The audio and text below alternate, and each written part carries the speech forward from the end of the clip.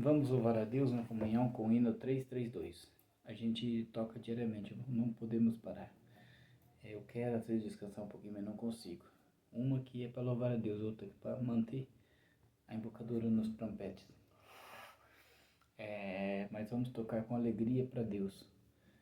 332, Prebeck, irmão Fernando. É Cristo quem cuida de ti.